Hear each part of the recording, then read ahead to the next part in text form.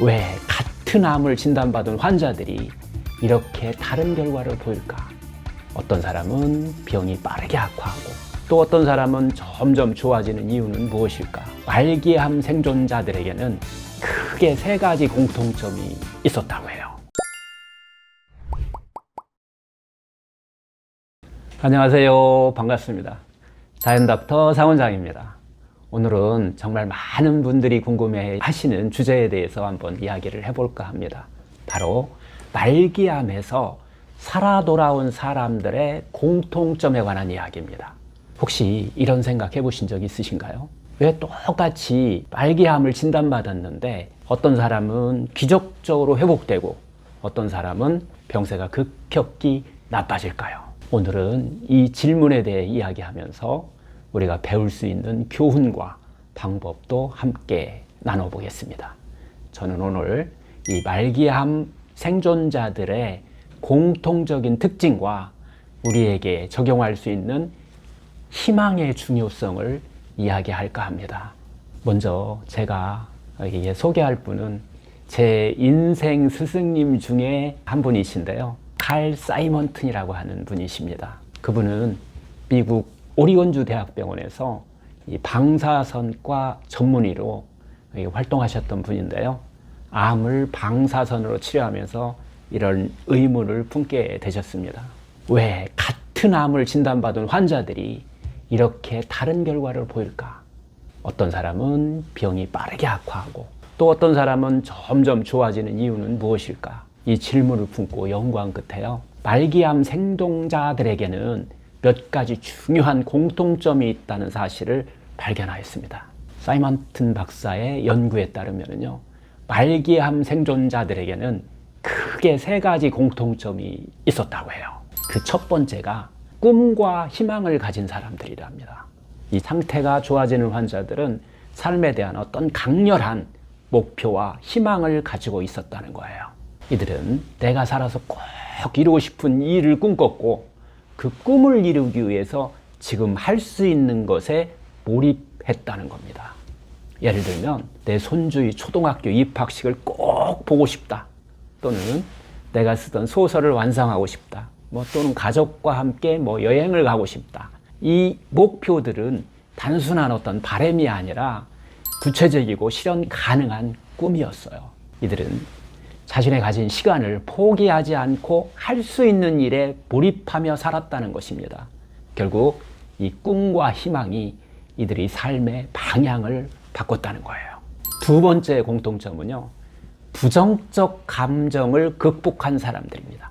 상태가 악화된 환자들은 종종 두려움이라든가 불안, 분노, 절망, 우울감 같은 이런 부정적 감정에 사로잡혀 있었다는 거예요. 하지만 기적적으로 회복한 환자들은 이 감정들을 스스로 극복하려고 노력했다는 거죠. 어떻게 극복했을까요? 여러 가지 방법이 있죠. 명상도 있고, 심리상담, 특히 이제 감사일기 같은 것을 이런 걸 통해서 자신의 감정을 건강하게 표현했다라고 얘기를 합니다. 그리고 주변 사람들과 진솔하게 소통하면서 심리적 지지를 받았다는 거예요. 결론적으로 내가 할 수 있는 일에 집중하겠다는 이 긍정적인 자세가 이들에게 큰 변화를 가져왔다는 겁니다. 결국 부정적 감정에서 벗어나 희망과 긍정적인 감정을 유지하는 것이 암 환자들의 생존율을 높이는 가장 중요한 요인이었다는 거예요. 세 번째 공통점은 자신을 믿는 태도입니다.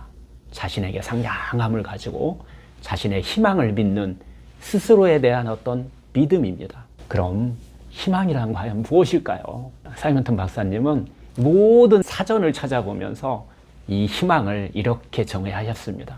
희망이란 가능성과 상관없이 내가 이루고 싶은 소망을 이룰 수 있다고 믿는 신념이라는 거예요. 희망은 단순히 잘 될 거야 라고 생각하는 낙관주의와는 다르다는 겁니다. 다시 한번 말씀드리면 희망은 내가 꿈꾸는 것이 반드시 이루어진다고 의심 없이 믿는 마음이라는 겁니다. 여기서 중요한 점은 이 믿음이 실제로 몸과 마음에 강력한 영향을 미친다는 거예요. 의학적으로 볼 때 왜 희망과 믿음이 중요한가에 대한 많은 연구가 이루어지고 있어요. 이 연구 중에 첫 번째는 마음과 면역력의 관계입니다. 현대의학적으로도 마음의 상태가 몸의 면역력에 큰 영향을 준다는 연구 결과가 아주 많이 나오고 있습니다.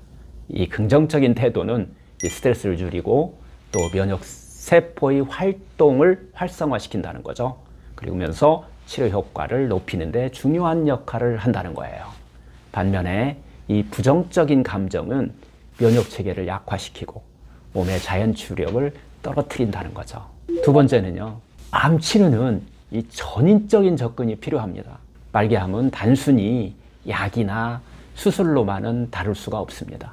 몸, 마음, 그리고 삶의 어떤 의미를 통합적으로 관리하셔야 됩니다. 말기암에서 살아온 사람들은 이 점을 본능적으로 이렇게 깨닫고 자신의 마음가짐과 삶의 태도를 적극적으로 바꾸는데 힘썼다는 것입니다. 그럼 희망은 어떻게 키울 수 있을까요? 단순히 희망을 가지세요 라고 말한다고 희망이 생기지는 않습니다. 그래서 구체적인 방법이 필요합니다. 그 첫 번째는요, 내 꿈과 목표를 찾기입니다. 먼저 자신의 삶에서 내가 꼭 이루고 싶은 목표를 찾아야 됩니다. 예를 들어서 나는 내 손주와 공원에서 한번 뛰어놀고 싶다 라든지, 나는 나만의 책을 한번 꼭 완성하고 싶다 라든지, 나는 내가 꿈꿔온 여행을 한번 꼭 떠나고 싶다, 세계여행을 한번 꼭 떠나고 싶다 라고 하는 이런 목표를 찾아서 구체적으로 한번 실천하기 위해서 계속해서 생각한다는 겁니다. 이것이 이루어질 수 있다고 믿는 과정이 중요합니다. 두 번째는 희망을 구체화하기 위한 행동입니다. 희망은 단순히 마음속에 품는 것만으로는 자라나지 않습니다. 작은 행동을 통해서 매일 희망을 실천해야 됩니다. 예를 들어서 나는 매일 10분씩 운동하면서 몸을 회복시킬 거야. 또는 오늘 하루 행복한 일을 기록하면서 긍정적인 마음을 유지할 거야 라든지, 내가 좋아하는 음악을 들으면서 편안한 시간을 규칙적으로 가질 거야 라는 이런 작은 행동들이 쌓여서 우리 마음속 희망을 점점 더 크게 키울 수 있다는 겁니다.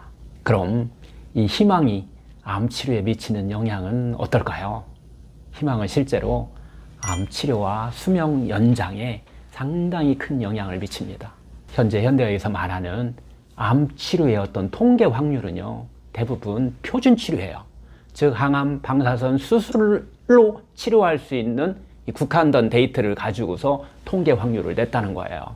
하지만은 마음과 몸, 어떤 정신의 이 통합적 치유를 통해서 우리는 통계 이상의 결과를 만들 수 있다는 것이, 그리고 실제 이렇게 해서 말기암에서 살아서 돌아온 환자들이 많다는 것입니다.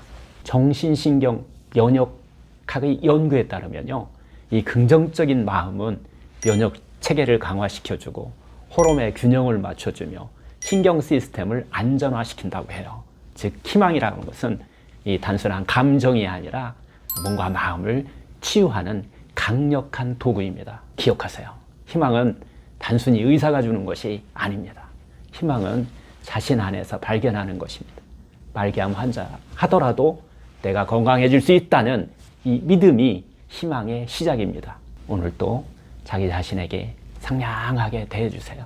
그리고 자신의 꿈을 분명히 하고 그것을 믿는 마음으로 하루하루를 보내주세요. 여러분의 안에 그 희망이 여러분을 치유할 수 있습니다.